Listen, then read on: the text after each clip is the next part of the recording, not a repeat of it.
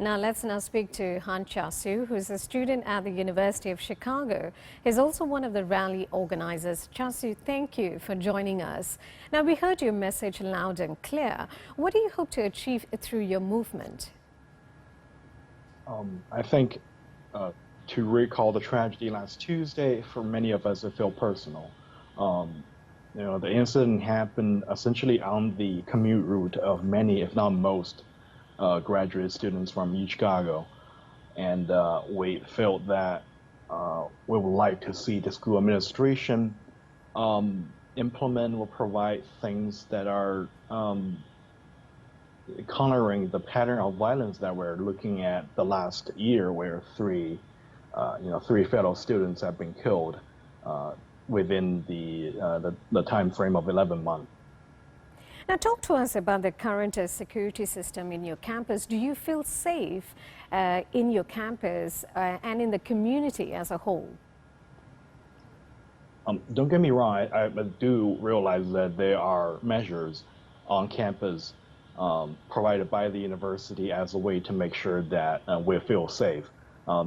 There are, for example, police escorts for people who finish their classes late. But I've also heard from my side, the student side, where they're complaining that a lot of these measures are not implemented well.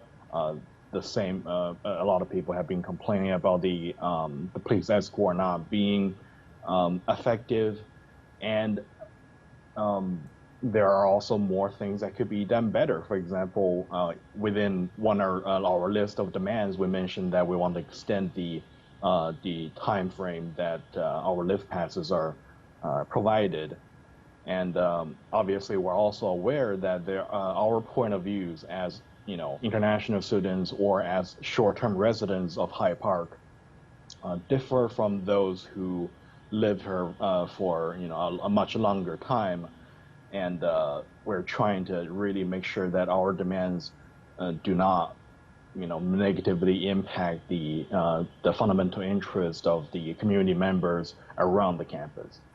And do you think, as a student yourself, do you think students can perhaps take some kind of precautions in the face of crimes like this?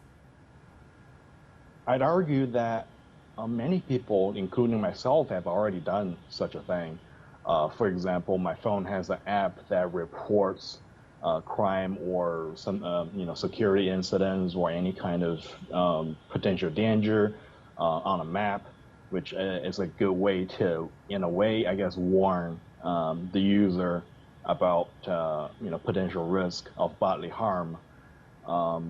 I've also known there are people who already decided to move from Hyde Park or near Hyde Park to a safer neighborhood, and well, obviously there are, I will also just advise my, fellow students to be more aware of just having a sense of situational awareness.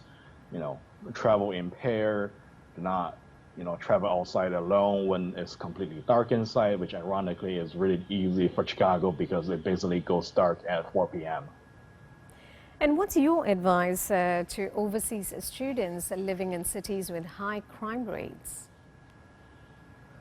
I guess speaking from my own perspective, you really ought to expect a different environment. It is usually completely different from where you grew up, and the level of caution and the level of situational awareness you have to be equipped with is fundamentally different from, for example, living in your hometown.